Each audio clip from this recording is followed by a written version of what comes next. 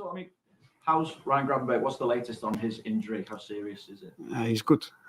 So that happens not often that you send a player to the scan and that everything comes out clear. So normally when a player feels something and he goes for a scan, they always find something. But it was only Dom, so he's fatigued, extra fatigued, that means. So we have to be careful. But I think today there's a possibility he can train. So that's a really, really good news, especially because he played well.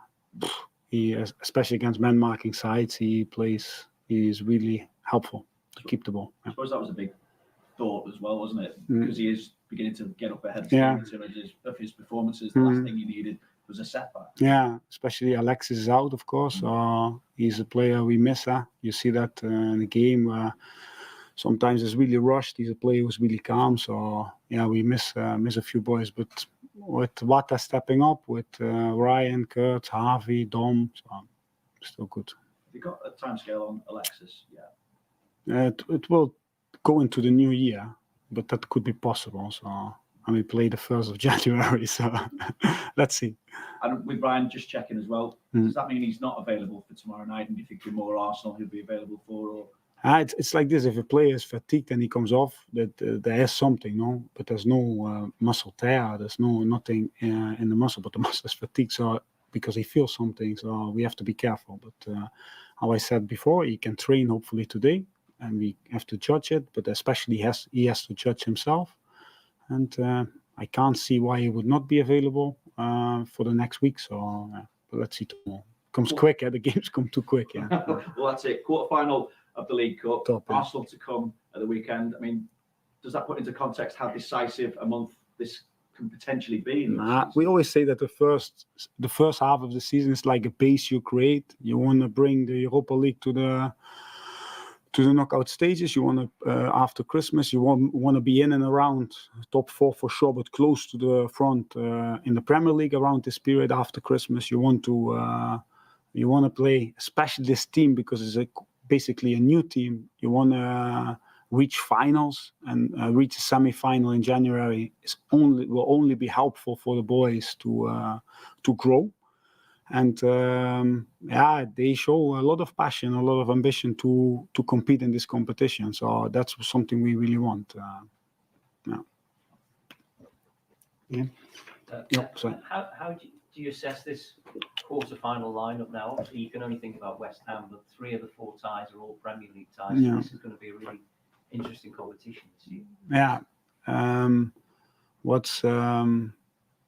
It is an interesting competition because if you want to be successful in all 4, if you want to at least compete in all 4, you need a full squad available. You need everybody on their toes like every day, and everybody wants to play and everybody wants to compete. That's the main thing, and I feel really happy about these last weeks because you see that you need the full squad to win football games if the calendar becomes like this, and that's something we did. So I'm really proud of that. It shows how subs came in. It shows how the mentality was of the boys to create really a difference, and that's something you need. And that's why I like this competition a lot as well, because it gives some players opportunity, it gives young players opportunity, and at the same time, you play early finals, and everybody knows Liverpool Football Club is here to reach finals, to play in the finals at least. Yeah. You've had some tough games the 2 games that you've had. Leicester obviously look as though they could be a Premier League team against you. Bournemouth away isn't easy, and now West Ham, who are going well at the moment in Europe and in the Premier League. It's like this. You need to earn the right, to progress. And West Ham is a team who beat Arsenal, who.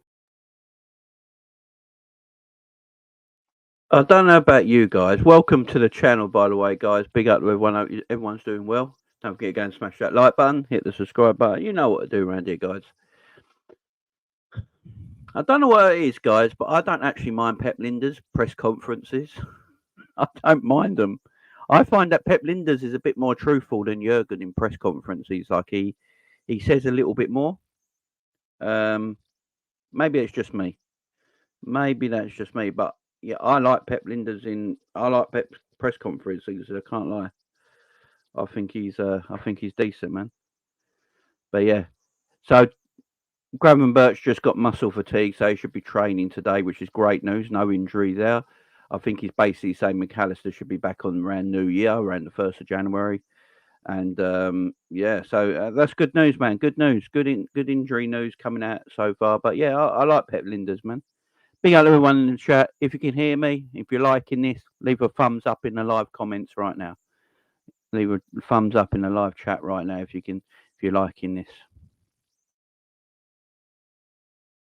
Is already in the knockout stages of the Europa League, same as us. I feel they are more collective with Kudus, Bowen, and Paqueta up top. They have a lot of technique there. They're really class. They can create from deep. They can create high. Individual qualities are good. And they still can mix it up, long balls to Sushek, and then really compete from there. The right side is really combination, like with Kudus coming inside, combine that. They are good at that. And what I feel, they are more aggressive than they were before. So big compliment to the coach, of course, because he's doing a really good job, I think. And because they are more aggressive as well in their pressing. When they feel good in games, they go higher and with more aggression. So we will need to be spot on. We will need to be... respect this and then put our game into place. We have to try to push them back and all these things. But yeah, let's see. Yeah. What do you, as a coaching unit, make of Darwin at the moment? He's not scored since the goal against Liverpool, which got you into the round. What's the general feeling about him? Yeah, it's a good question. I think Darwin is full of desire. You see this in each game. And if we would only judge players on the goals, that would be so unfair. Because in our way, always when we reach our targets or when we really were there to compete, it was always about the collective. That was always made the difference, not individual. It was always the collective who made. When Mo was not playing well, it was Sadio who created. When Bobby was maybe not playing well, Mo was the one who's decisive. So that these things happen. I feel that there's a good connection between Mo and Darwin, for example, the way they see each other, assist each other. And I feel above everything that Darwin is playing a much better season than last year. The way how he defends for the team, the way how he controls the center and at the same time put pressure, the way he goes, the way how he chases back, his counter press as well. He helps us a lot when we are deep and we can play with him as a reference. So he does that much better. Take the goal from Wata, one play long and he sets and Mo then assist Wata. But he becomes much more our striker. It's a long time we play with a false nine where the extra play come there. Now it's Darwin Nunez who's always in the last line, maybe too high, offside sometimes. But he's learning and he's... but I like a lot. And I think, and we have the discussion more often, this guy is full of fire. And that's what our stadium likes. And that's what we need as well, to lead the line. Well, Pep Lijnders just basically said what I've been saying for how long now? That they didn't buy Darwin Nunez as that goal-scoring striker. They bought him as an attacker, an all-round attacker. I remember last season when we bought Darwin Nunez, and I said, I reckon Liverpool bought him because of his pace, his athleticism, his aggression, his running in behind. I don't think it was about the goals. And that's basically what Pep Lijnders just said, man.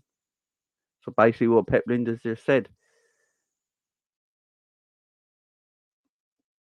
I mean, so they're making him something he's not. What did I say yesterday's video, guys? What did I say on yesterday's video about attackers? They're making him something he's not. At Benfica, he was just a goal scorer. He didn't do anything else. He just was a goal scorer. So Liverpool are trying to make him something he's not. I said this yesterday, guys. I said it yesterday. You know, throw flowers in the chat if you want, because I did say this yesterday, and no one believed me. This way and can only become better. It's a good thing. It's always with goals. If you create a lot, the goals will come naturally, and that's a compliment to our team as well, because we are creating. Sometimes sometimes you have to be a little bit lucky. Yeah. So there's no sort of. I know you measure it differently than just goals. Yeah. Striker, he might feel. I think he said in the past he Yeah. off social media. I mean, it's 10 Yeah. games. Do you speak to him about it? Yeah, we sit together. We do individual meeting. We show images. We have a really good relationship. Well, all of us have. So I'm not speaking only me. And he feels our trust, and that's the thing what we can give him. And as I said, if you're not creating, that would be much worse. But we are creating. So. James. Where do you feel Bosley's up to at the moment? He set ridiculously high standards when he first came in for the first few months of the season. Yeah. Maybe not having quite the same influence on games. Yeah. Is that a bit of fatigue? Is it other players missing and the team not functioning quite as well? Or what do you think it is? He's 22. He's so young. And we are really happy that he made impact already. So we know what he's capable of. The only way to come back to the standards he has is to work harder, to work better, to train better. The rhythm he has because he.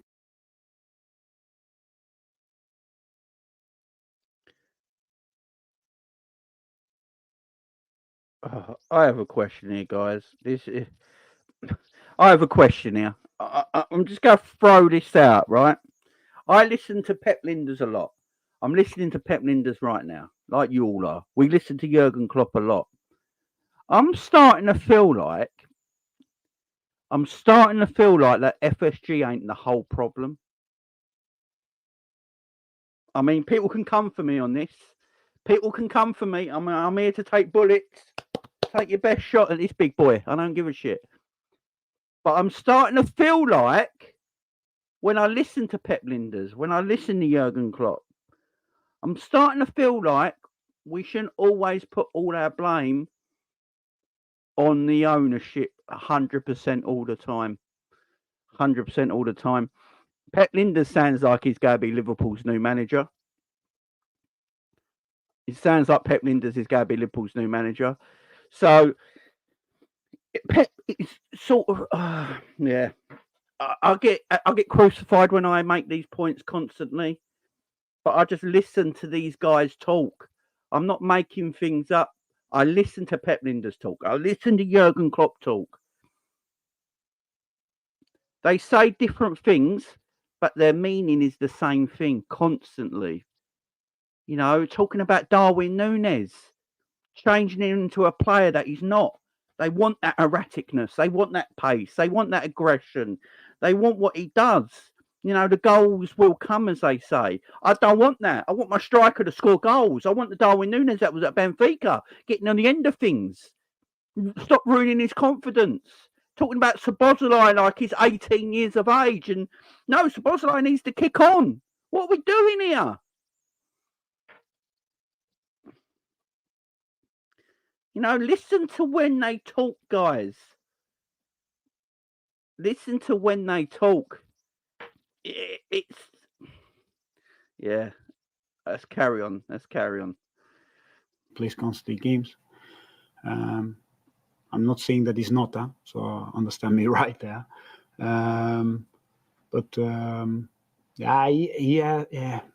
He has this character that he wants to show and wants to be important for the team. As long as he keeps that and he fights and the team around him is stable, he will come back to his best as well. But we already saw what he's capable of, and that's something we need. Last year everybody was saying we need to renew our midfield. No, we need new boys. So now we have new boys, and some there will always be difficult phases in the season, or less top moments in the season. We're just really happy that he's with us. That's for sure.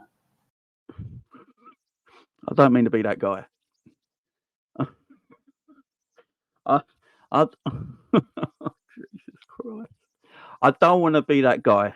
But when I say I told you so, they're happy, man. Pep Lijnders and Jurgen Klopp are very happy with what they got.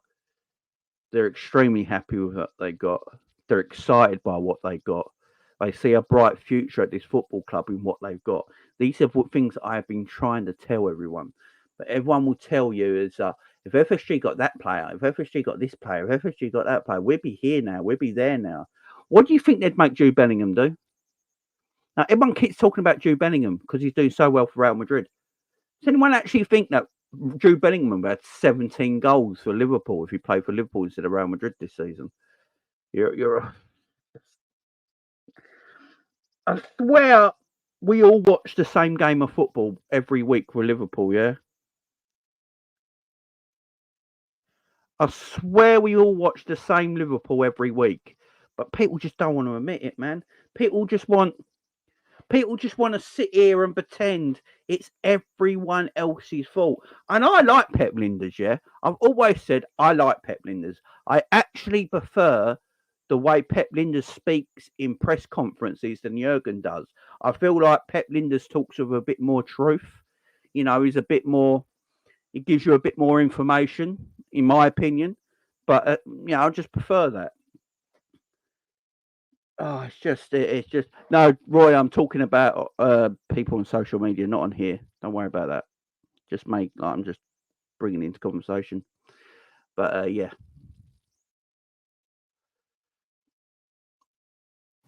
When would you hope to have Diogo back playing? He's doing ball work outside, so he's getting better and better. Awesome. But always with the hamstrings, it's tricky. You always want to give it like 2 or 3 days more because. And then you're at least sure, especially with the re-injuries before. So, we will be careful with him, but he's close, yeah. How do you kind of balance that on? That's good news about Jota. Good news about Jota. The reality that this is how would you sort of get the balance right, really? The balance between what people sort of see the team already expecting. Yeah, but the only thing that's we created this ourselves, no? So it's basically one thing is the expectations the people think, the other expectations are what we think. We start a season where we want to create new memories, where we want to create special games, where we want to create a team who can beat the best teams in the world. We don't need to be the best. We want to beat the best teams. This mentality has to go. And underneath all of the talks, underneath of everybody saying and all discussions are. Did I just hear that correct? Did I just hear that correct? Did I just hear that correct? Did I just hear?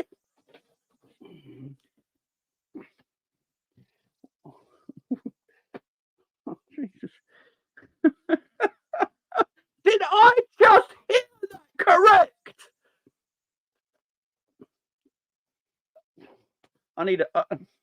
I need someone to slap me across the face. What?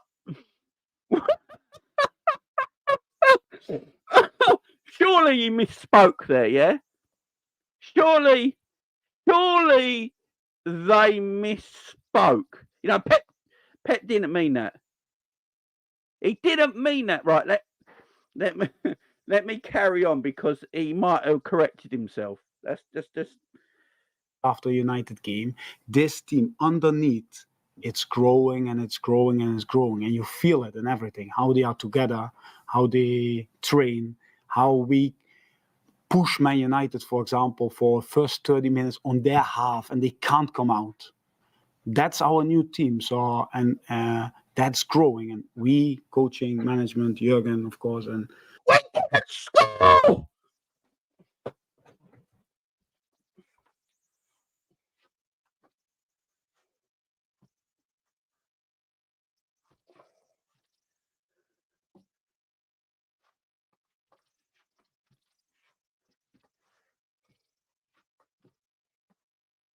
What the? Oh, I don't want no one coming at me anymore with FSG talk. No one come at me anymore with FSG talk. What the absolute fuck? No, I'm done. I'm done. What the hell? What? Oh, we played well for 30 minutes pressing Man United. Yeah, we were shit, Pep. What? Oh, Jesus Christ.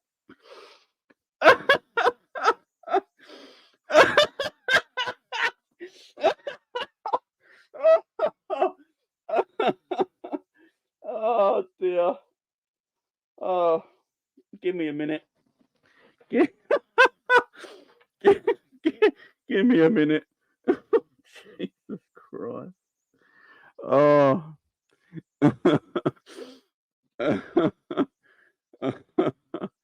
Oh my God. Oh, fuck me. Oh, I got it. This club's going to kill me. This club's going to kill me. This club is going to kill me. I've been telling everyone for time, stop just putting all your attentions on FSG. Stop putting all your attentions on the ownership. It's not everything is on them. I'm not saying nothing's on them because it is. They're part of the issue. But we got to look at everything at our football club. They're happy to not be the best. We're not there yet. I want us to be there. Why are we never there? Why are we never there? Why are we happy not to be the best? This underdog story BS has got to stop. It's really got to stop. It really has. It's really got to stop. Oh, Jesus Christ. We played the first 30 minutes against Man United were impressive. I don't know what game Pep Lijnders was watching. I don't know if Pep Lijnders was watching the Liverpool United game from 2 years ago when we won 5-0. Maybe that's the game he was watching. Because that first 30 minutes was impressive because we went 3-0 up. Maybe he was watching that game because he can't be talking about the game last weekend. Because that wasn't impressive. That was shit.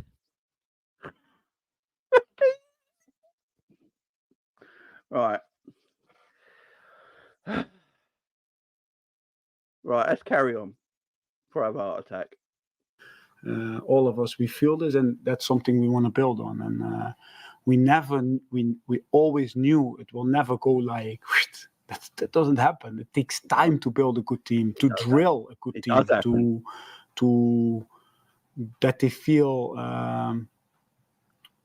connected in a certain way, and that they know our game inside out.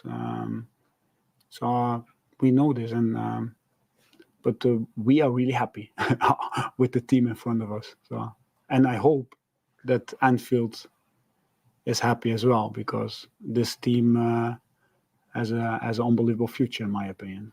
Yeah, I agree with that. Yeah, I agree with that. I agree with Pep there. With the players we've bought, we do have an unbelievable future. And I've always said that the future is rosy, yeah? My concern is he pretty much said we don't want to be the best. We want to beat the best. Makes no sense to me. And he thought the first 30 minutes against Man United was impressive. The only thing I agree with him there, the future is rosy with the players we got. And I've always said it, we are 12 months ahead of schedule. But I don't like some things I hear. It just boggles my mind. Do you know what I mean? That was just a bit of housekeeping, really. Fabio Carvalho starts on loan in Leipzig, and has a lot of minutes and forced discussions to bring him back in January. Is the big decision. Oh, and he's happy for Darwin not to score goals. So, you know, take it what you will, you know. People will listen to this, by the way, and they will get something completely different from it, you know, and then you just get FSG out after it. Oh, this is what FSG have done to our club. It's just like, listen to the people talk, man.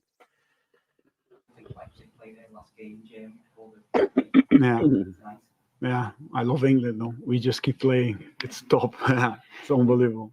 Yeah. So no, we have to make a good decision on him. No, most important that he finds rhythm. We all know that a player with rhythm is a different player than a player without. So to keep playing, a player with confidence or without confidence, and a player who trains in a certain way is a different player. So he needs to find minutes. No?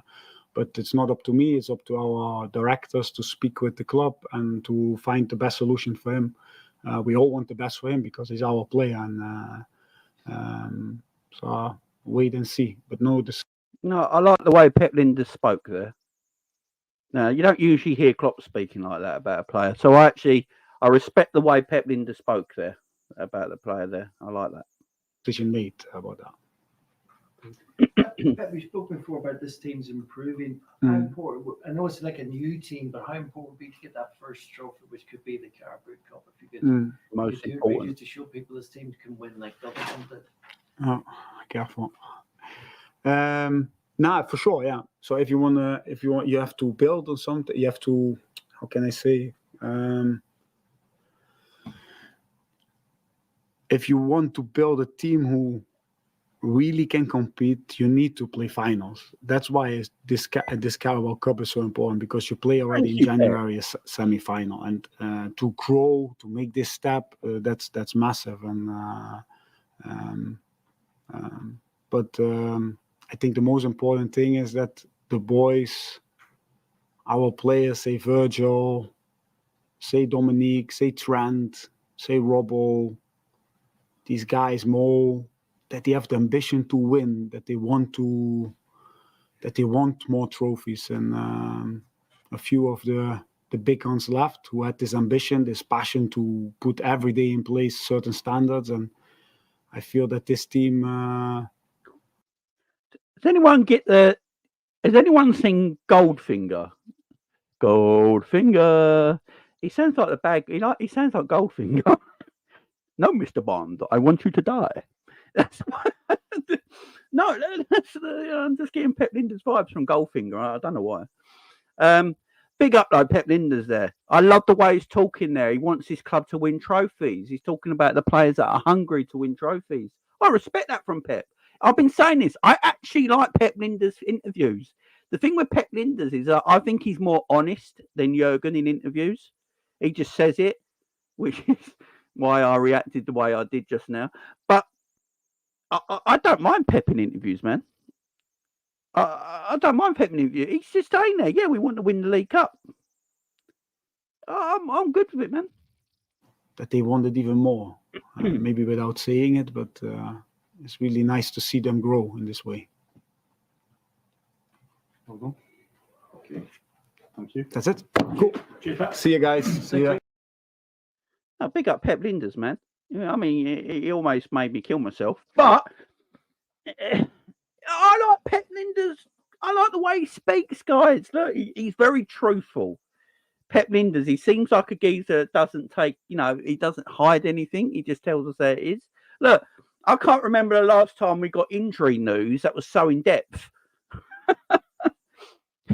We got injury news that was so in depth. He said, yeah, Gravenberch is cool. It's just muscle fatigue. We just got to make sure, because it's muscle fatigue, we don't want to make sure it's an injury. So he's training today and we see how it goes. I love that. It was so easy for all of us to understand, because usually in press conferences when we have injury news, we're like, so what does that mean? Is he back today? Is he back tomorrow? Is he back next week? What does that mean? With Gravenberch, it was clear and concise. We know where he's coming. Gravenberch is not injured. They go train him today. They go see how he goes and see what happens. But it looks like he'll probably be ready for Arsenal. So that's great news. Jota basically said today he's back out in the field, actually kicking a ball now, running, looks good. We got make sure we take our time with him, because it was a hamstring injury, but it looks like he could be ready for Arsenal or around the bench for the Arsenal game. And with McAllister, he said a little bit worse than we first thought, but should be back by New Year, which he said is the 1st of January. So it's only 2 weeks, less than 2 weeks of McAllister's back. So clear and concise news from Pep Lijnders. I like that.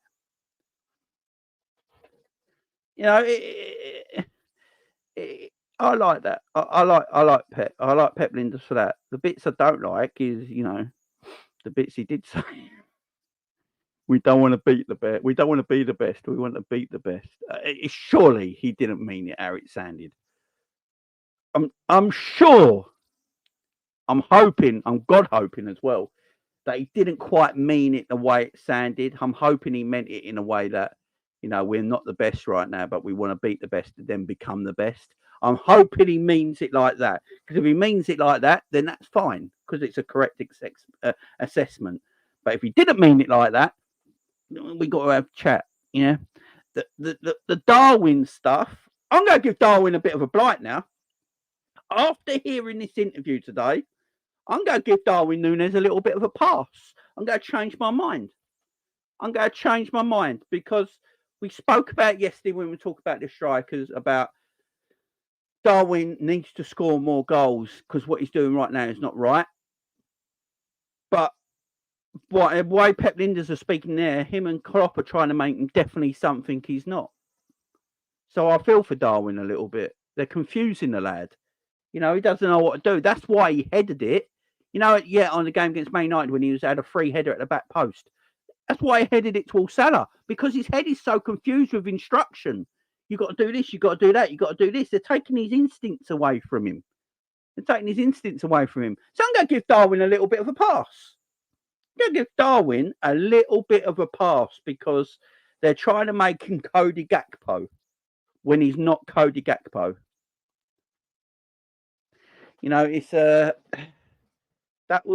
So I'm going to give Darwin a bit of a pass after hearing that. I really am. Good news is, though, they want to win the League Cup. And I love that. Now, I know Stefan knows. I'm not sure what they're doing with Stefan. I'm not sure what they're going to do with Stefan. It's obviously what I think they're saying at the club, that it's a lot of growing pains that he's having. So there's no set date on when he will return. Didn't mention Thiago either, did they? They didn't mention Thiago, which is interesting. Hopefully Thiago's back in training there as well. Be interesting. But big up everyone. Big up Andrew, Jay, big up Shat. Thank God going back to back today. Otherwise we'd have been loads of midfield options down, which would have left us Harvey Jones, like Endo. It's interesting. It really is. Same problem Gerrard had, and I think everyone forgets that when Stevie first broke into the team, he played a few games and then went missing for a few months because of growing pains, and he came back like 6'1". Gerrard was a late bloomer. And I think Stefan's the same. They broke in at the same sort of age, played a few games, got injured, and then went missing for quite a few months. And then they came back, and Gerrard came back, and he was like 6'1", 6'2", and built like a tank. It's just, it's just one of them things. And Stefan looks like it's the same with him.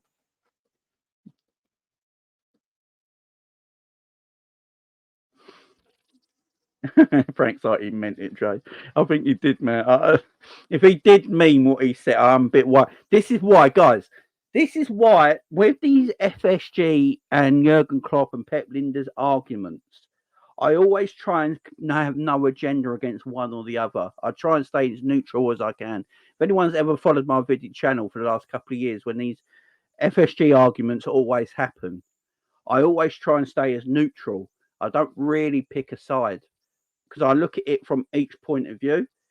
And for everyone to always blame the ownership 100% is just incorrect, because you've got to listen to what your manager's saying. You've got to listen to what your assistant manager's saying, what everyone at the club is saying, and then listen to what the owners are saying, and then mix it all up together. Everyone, the whole club is run that way. And it's just,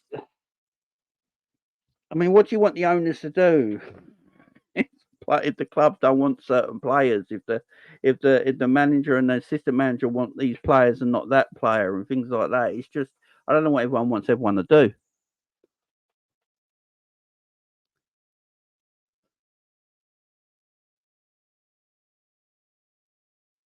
Yeah, big up Goat since I know, but we just heard it again, and Dope Tour is malicious. Yeah, he's going to be out for a while.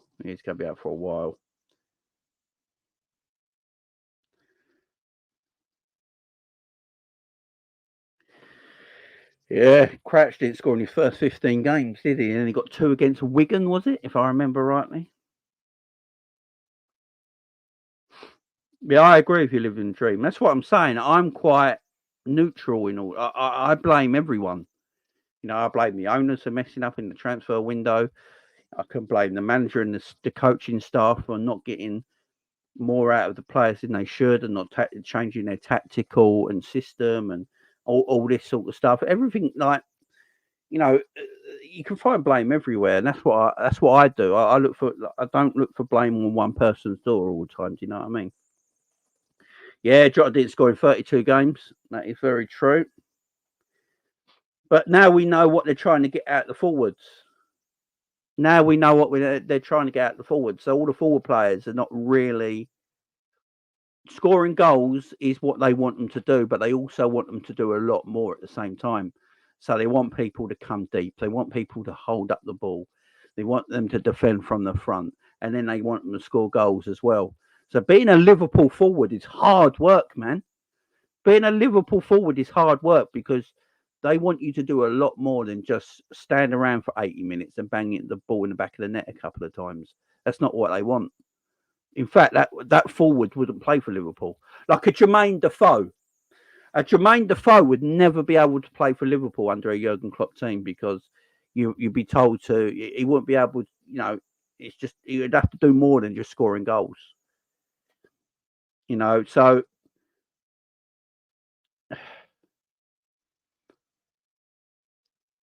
I think we got to look at it, and maybe we got to change our mind in the way these forwards are playing right now. I mean, Pep just said it himself. The first 30 minutes against Man United, he loved.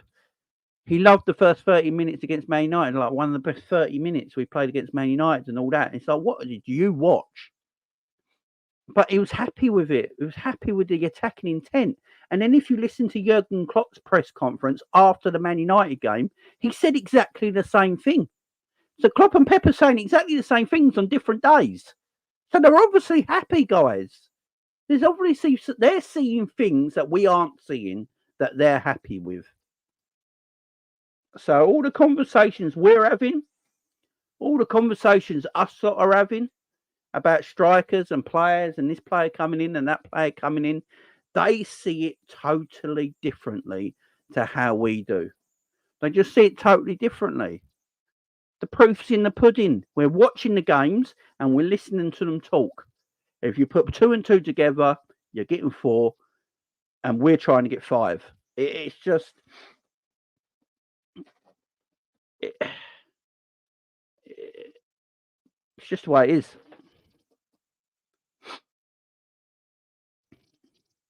I mean, they're the manager and coach at the end of the day. If they want to manage and coach this team the way they are, go for it.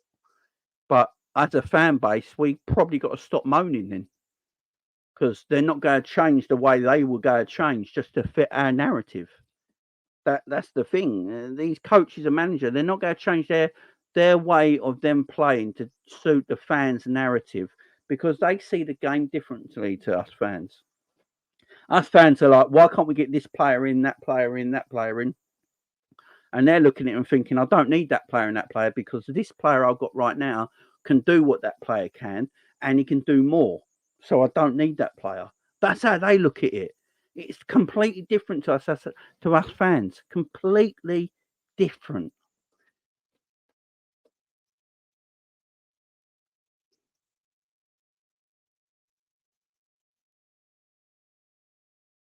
Exactly, Brandon. I agree with you, man. The coaches at Liverpool see it, that it's all about development until you're at least 26. I totally agree. That's why Pep was talking about having bright futures. They don't expect a 22-year-old to be world class. They expect that world class 22-year-old to be world class at 26, like you're saying, Brandon. I totally agree, man. It's about development. And I keep saying this is the way the club likes coaching players. This is the way we like coaching players. And so I think the more people start to pay attention to what's said, I think we're going to start realizing that the club as a whole and the coaches and the management They see running the club and developing players and coaching players completely different to us fans. You know, we want double pivots, 4-2-3-1s. We want this player playing in his more natural position and all this. And they see it differently. They won't go into the transfer market and buy a player they don't think they need if they got a player they feel has that particular set of skills. They would rather develop that footballer. Part of me likes that. Part of me likes the fact they like to develop footballers. I'm cool with that. But when you're developing footballers constantly, till like as Brandon says, till they get to an age of like 26, 27, the problem is that means you're not winning things along the way. You know, we need to be winning things now. And then when they get to that 26-year age, you know, the problem, we're Liverpool Football Club. This is the issue. This is the issue. If you weren't Liverpool Football Club, this works quite well. So say you like, I don't know, West Ham or something like that, and you get these quality 22, 23-year-olds in, but you're not expected to win anything yet, although you spent a lot of money. But you're developing them, and they all grow at the same time. They all become of age at the same time. And then they're all about 26. Then you've got a team of like 25, 26-year-olds that have been playing under your system and under your coaching for 3 years. And now they're ready. They're ready to win everything. That is the way Pep Lijnders and Jurgen see it. But the problem is we need to win things as they're growing. We need to win things as they're growing. We need to compete as they're growing. So what they're basically saying is that we won't see the best of Sir Bosley for a year or two yet. Why they're coaching him, why they're training him, why they're getting him to understand the role that he takes in our team now. That's the way it is, man. It's the way it is. So, yeah. Yeah, so I'm with Brandon. Brandon's right, guys. Brandon is right. It's the way Klopp and Pep see it. And that's why I don't always get on the owners. That's why I don't always get on the owners, because this is the way Klopp and Pep want that they see football. They're romantics. I keep saying all the time, Jurgen Klopp is a football romantic. He likes the fact that he can develop players into superstars. That's what he wants. He would rather, I personally believe, and listening to Pep Lijnders, listening to Jurgen Klopp for all these years now, I don't know about you guys in the chat, but I personally believe Jurgen Klopp and Pep Lijnders would rather develop a player into world-class status instead of buying a world-class player.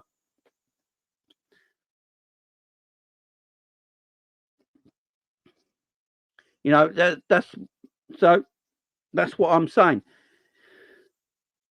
Liverpool would rather develop players to make them world-class than buy world-class players.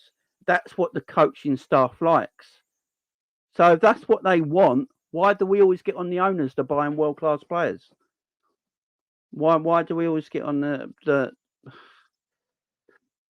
you know what I mean? So, and if you look at what Pep Lijnders and Jurgen Klopp are doing this season, at the moment we're second in the Premier League.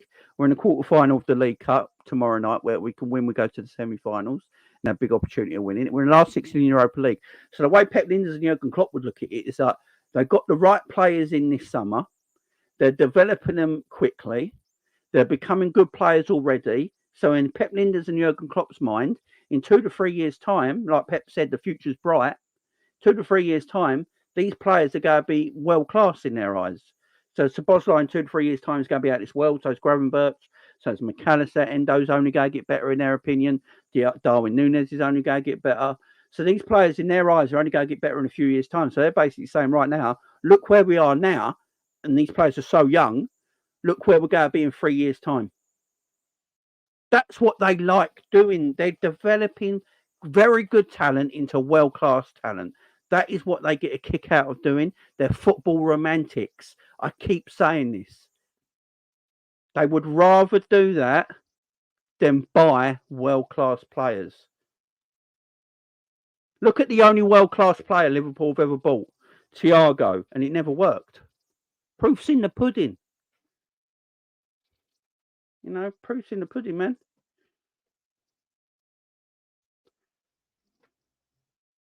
You know, it's just, as I keep saying, it's the way it is. That's why I don't always blame the owners, guys. Just everyone see what I always say now. You know, this is why I don't always go for the ownership continuously. It's why people online, when they talk on Twitter and all that all the time about the ownerships daily, you know, everyone knows a certain Liverpool Twitter, the Liverpool, some of the people on Twitter that are massive Liverpool fans. We all know some of their names, and they daily, on every single day, moan about the ownership. If our owner's done that, changed my mind. If our owner bought this, we'd be here now, changed my mind. It's like, do you actually listen for the last few years to what Pep Lijnders and Jurgen Klopp want from this team?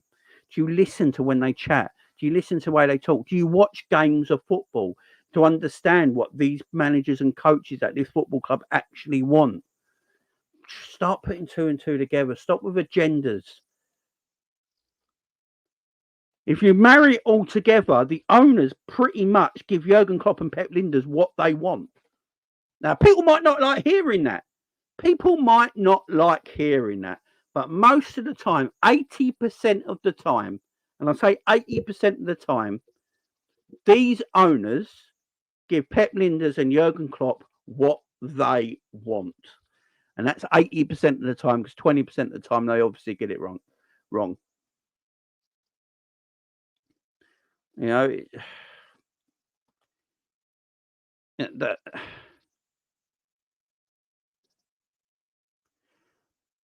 it's just facts. Just facts. You know, they see a player in our team, they think they can develop. Why do you reckon we're not really going for a DM? They see Stefan Bajcetic as a player they can develop into a world-class talent. They just see it. They don't want. How many times have we heard news come out from Liverpool this season alone? They don't want to buy a DM that gets in the way of the pathway of Stefan Bajcetic. You know, it's just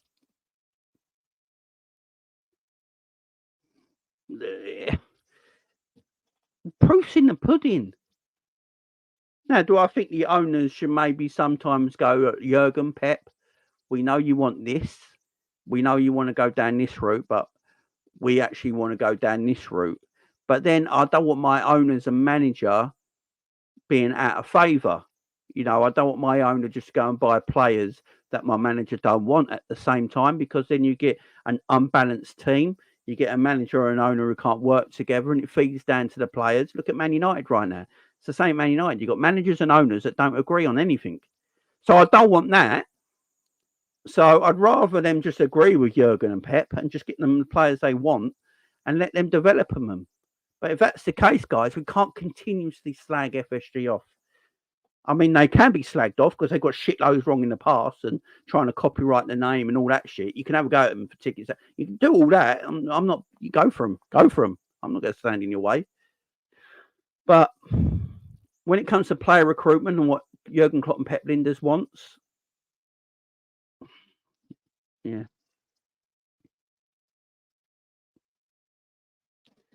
You know, it's just it's the way it is, man. It's the way it is.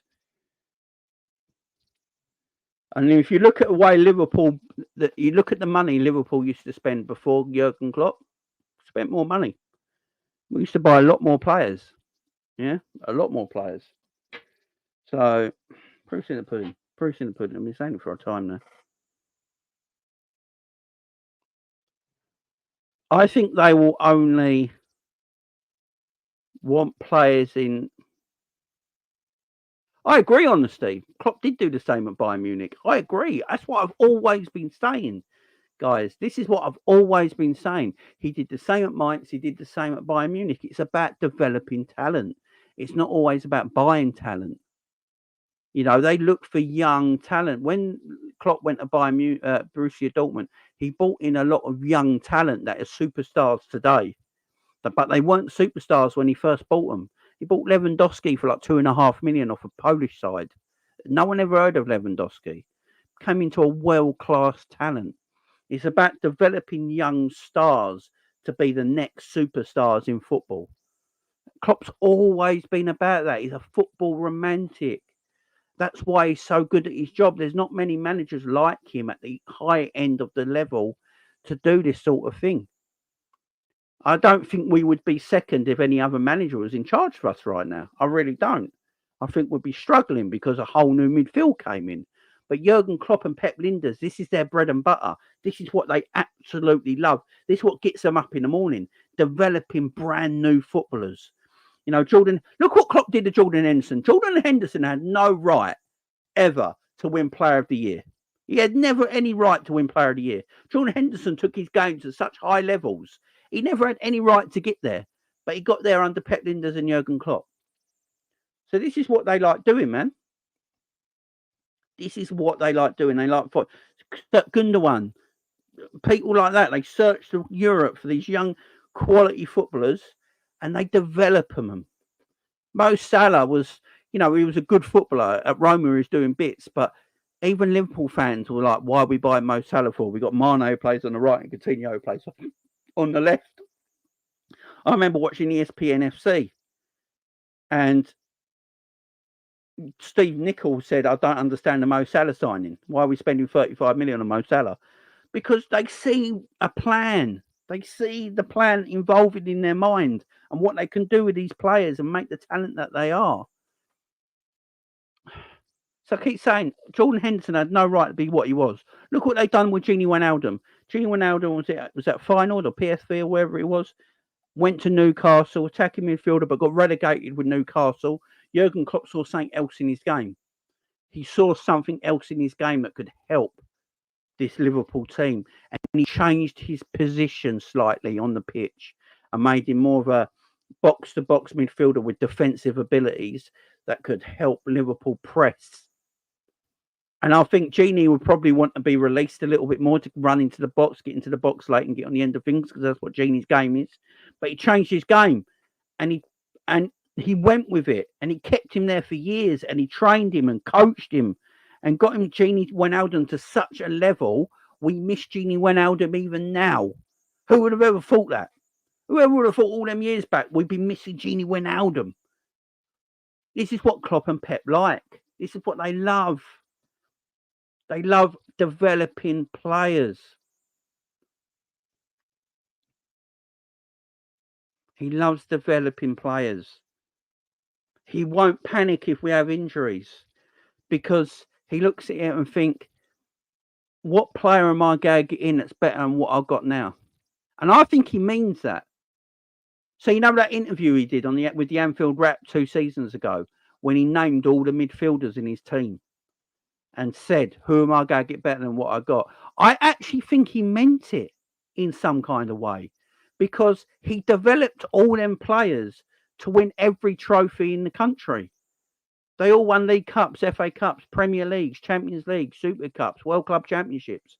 So in his mind, he's like, I developed all these players to win all this.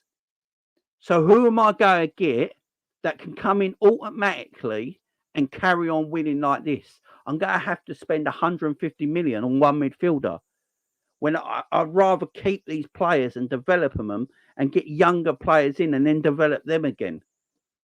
It's what he loves, man. It's what he loves. Exactly. And when he got them in as young players at Borussia Dortmund, they became world stars now. They were never near world stars when Jurgen Klopp went and brought them in at Borussia Dortmund. And if you compare them players to Mane's, Salah's, Fabinho's, Virgil van Dijk's, of this world, Trent Alexander-Arnold, Andy Robinson, you compare them players on the screen right now to the players I'm mentioning. Young, exciting footballers that you can be coached into world-class players. Who would have thought Andy Robinson from Hull for £8 million will go on to be one of the best left-backs in world football? That's how far Klopp developed him. So Klopp loves developing young superstars into the next world-class talent. I bet he sits there and looks at Lewandowski and all that now and think, I remember when I bought you when you was a whippersnapper. No one ever heard of you, and I made you into the world-class talent you are today. But he gets a joy out of it, man. That's what he loves. He's a football romantic.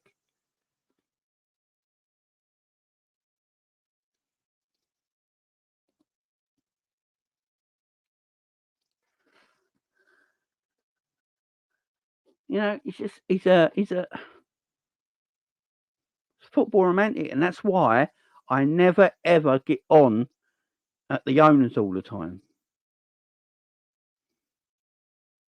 And I believe, and I've said this all season long. You can go back on the videos and listen to them.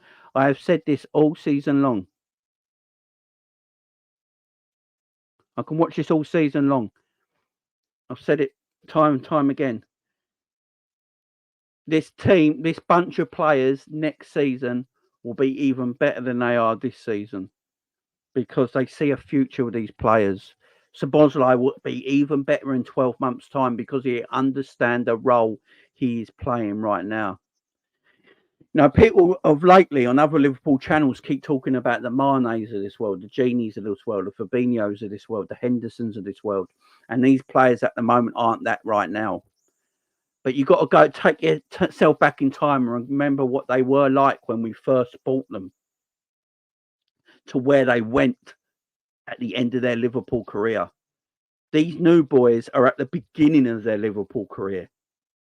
12 months' time, Szoboszlai's going to be even better. McAllister's going to be even better. They go understand the system more. They go developing some better footballers because it's what the manager likes. It's what the coaching stuff does. These players are going to get better with time, man. These players are going to get better with time. And is Klopp an ambitious manager? I think he's ambitious, but maybe he's not as ambitious as someone like a Pep Guardiola. Now, is that wrong? I don't know. I don't really, I think all managers are ambitious. All managers want to be the best that they can be and develop football teams. You look at Man City, yeah? Look at Pep Guardiola. Pep Guardiola has to develop that Man City team. Look at the players that he's had that he's developed, yeah? The difference with Man City and Pep and Jurgen Klopp and Liverpool is that Pep Guardiola can afford to get things wrong. This is the one main difference between Pep Guardiola and Manchester City and Liverpool.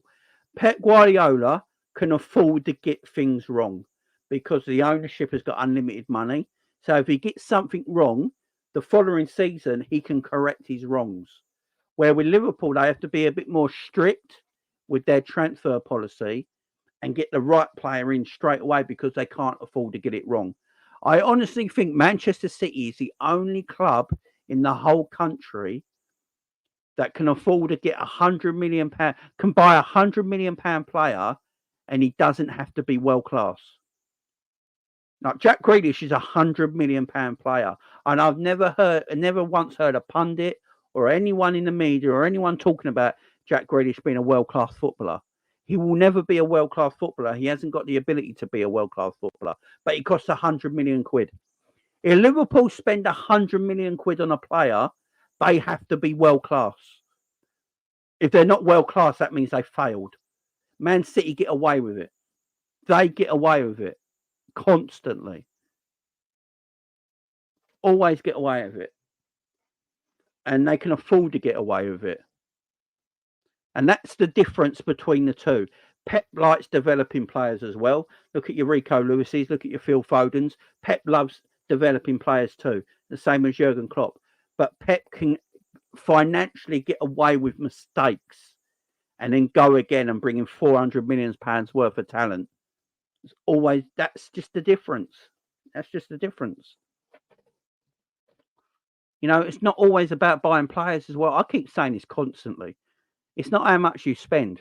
I said it a while ago. If Wataru Endo costs 60 million quid, everyone would be giving Wataru Endo a chance right now. They'd be like, oh, Endo costs 60 million. The club obviously saying in him. Because he costs £16 million, no one gives a shit. you know, money is a massive factor for everybody. It really is. It really is.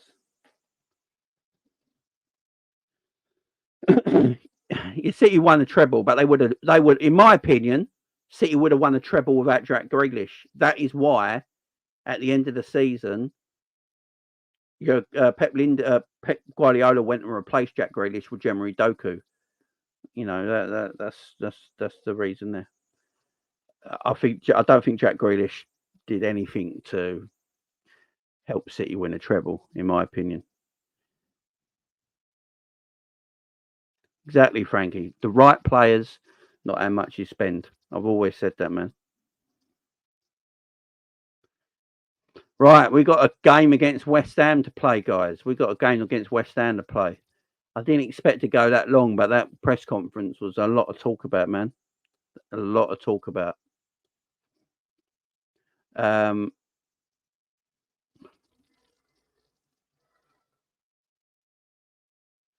Right. What's the team going to be? I think listening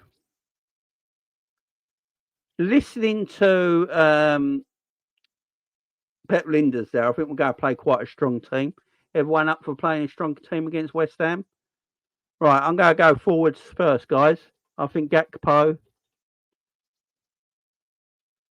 comes in and plays the number 9 position.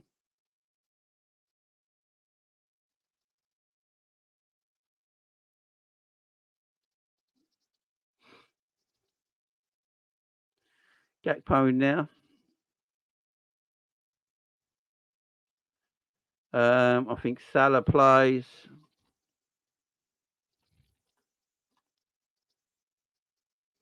Who are we playing left wing?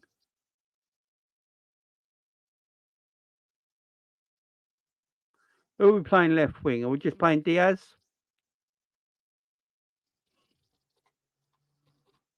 No.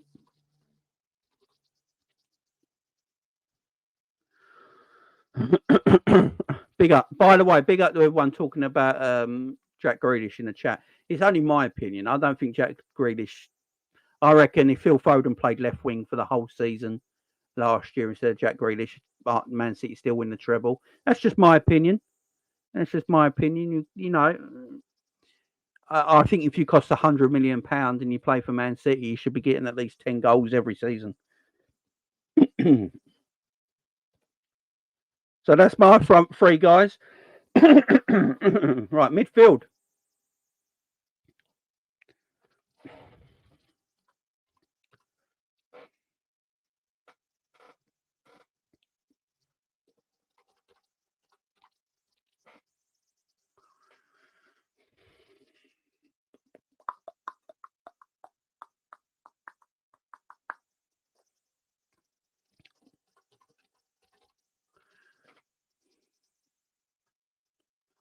Right.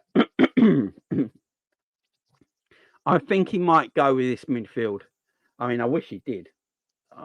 He probably won't. But Taro Endo, I think, will play DM. If Trent Alexander-Arnold is going to play midfield, he has to play on the right side of midfield and not the left because he's right-footed.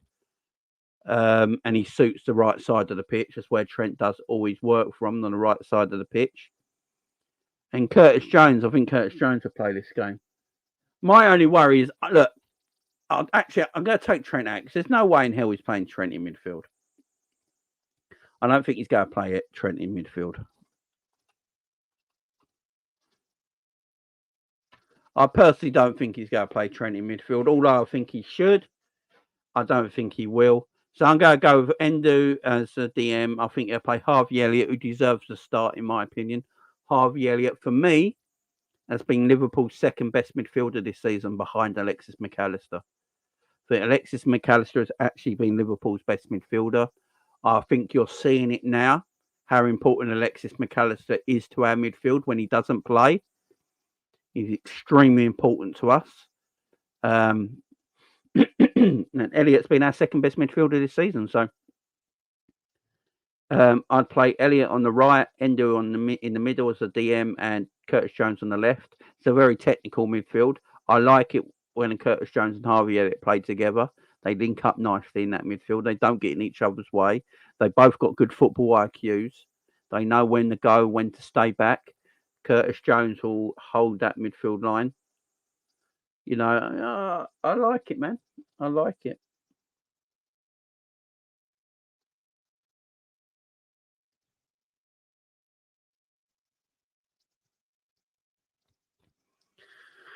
Right, the fullback area. Trent.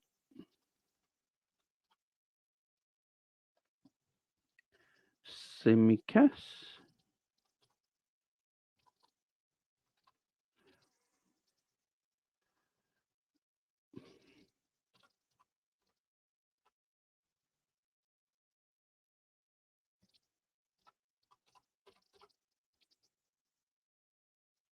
I've got a feeling he might go with Joe Gomez in this game. I've got a feeling he might go with Joe Gomez in this game. Now, I'd like to start Trent in midfield, guys. I just don't think it will happen. Jack, stop winding everyone up in the chat. I just don't think it will happen. You know, I think Gomez will play. I think Virgil will play.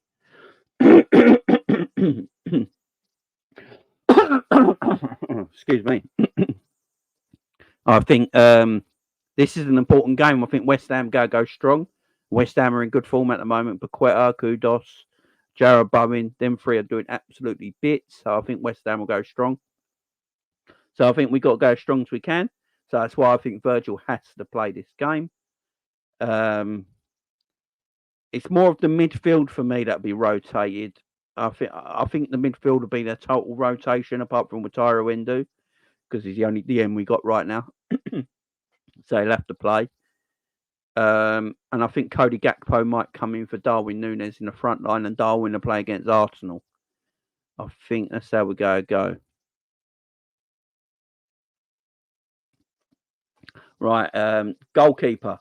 Who plays in goal, guys? Oh, is Kelleher playing or is Allison playing? Remember, this is a quarter-final. This is a quarter-final of a League Cup. You know, it's a big game. We're at home to West Ham. West Ham go play their first team, probably. Who do we play? Does Kelleher get in, guys? Does Kelleher get in?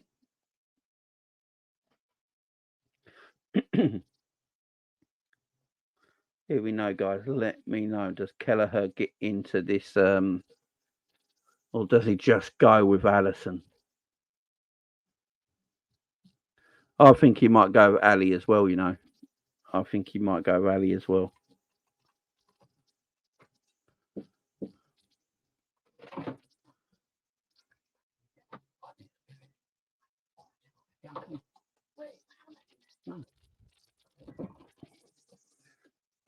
Yeah, that's the team I'm going with, guys.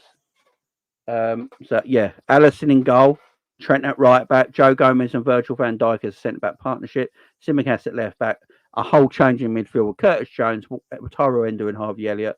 Mo Salah, I believe, will play because you've got to remember, if Elliott's playing in midfield and Doak is injured, there's no one really playing the right.